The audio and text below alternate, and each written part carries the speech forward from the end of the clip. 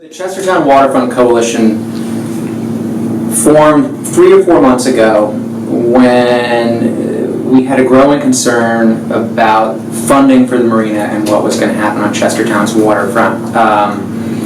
The waterfront is key to the town for a number of reasons, but first and foremost, economically.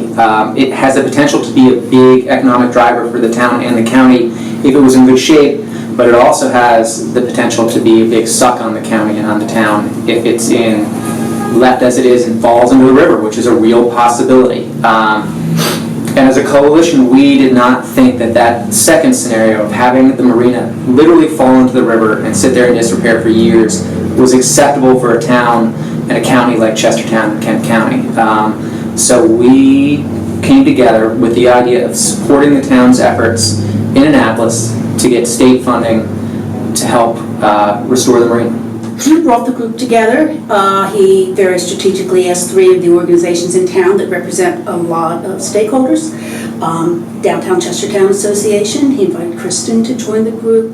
The Kent County Chamber of Commerce, he invited Loretta, and he invited me representing the Greater Chestertown Initiative. All 4 of these groups have a very high interest in this project, particularly from the Greater Chestertown Initiative, who is very interested in the arts side of the economic development of this community.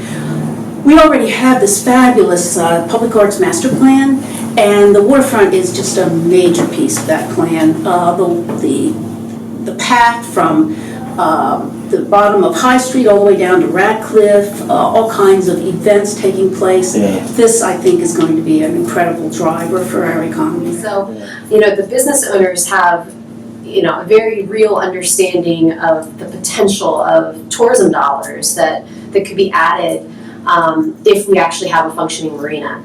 And, we've used an anecdote in a lot of our conversations with local politicians of a local business owner who has really felt a tangible hit in the absence of a working marina. So when the marina was working 20, 25 years ago, and we actually had that consistent boat traffic, he was doing a really solid business through the summer. And now, not so much. He's still around, but I think that you can't underestimate the impact of having a waterfront facility that can also accommodate more people as we add events to our calendar. So it's not only about boat traffic, but just, as Lainey sort of alluded to, integrating the entire waterfront and having more usable space to accommodate visitors. You think about people coming into Chestertown by water for all the different events, whether it be downrigging or the Jazz Festival, the Waterfront Festival, the Riverfront Festival, Tea Party, all of those events,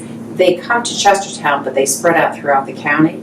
So it affects all of the lodging, the retail shops, the restaurants, whatever businesses they happen to be in. I know from myself for a fact, we are sailors, and we came here to Chestertown by boat, and we stayed at what was then Kibler's Marina, and that was 30 years ago.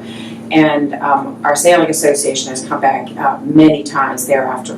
And when they come to a place like this, then they always come back by car afterwards, and they explore all the areas around. So it's not just the downtown Chestertown businesses that are affected, but all of the county and just the whole region. So it's good. It's good for the town. It's good for the county. It's good for the Eastern Shore.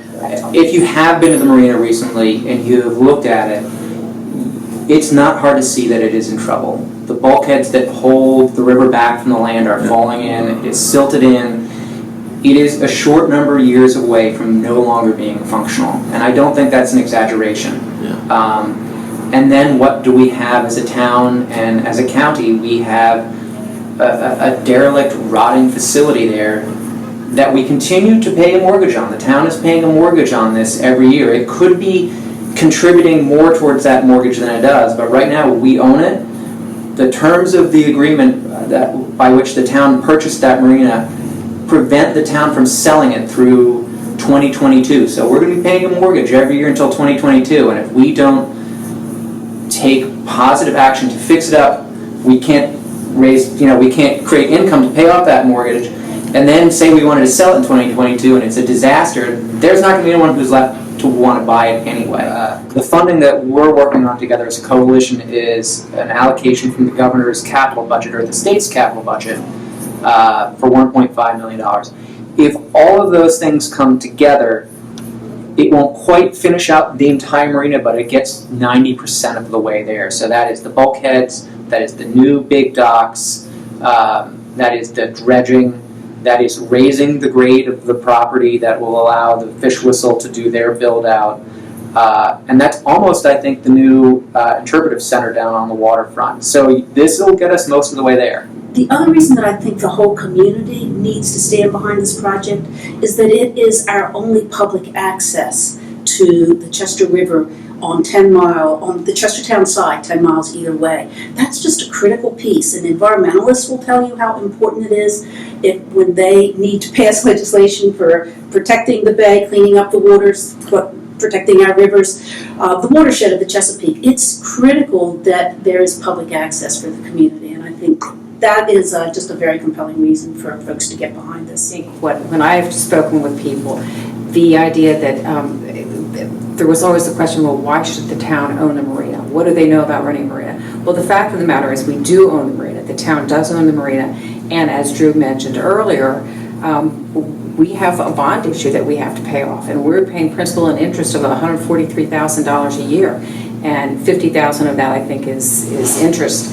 And people don't understand that we cannot sell that marina for another 8 years. I guess we bought it in 2012, so we can't sell it until 2022.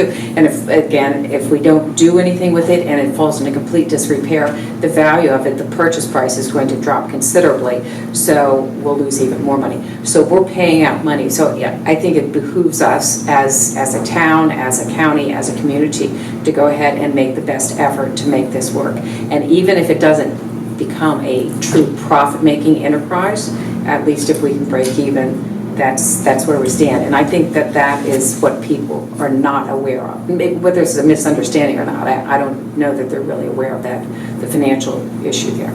So letters are really critical at this point, because what is going to happen over the next month and a half is that Mayor Serino and the town council and maybe some of us and maybe some other people are going to go over and meet with the governor's chief of staff, and we're going to meet with the budget secretary, and we're going to meet with the people in Annapolis who make the decision about who gets this sort of funding.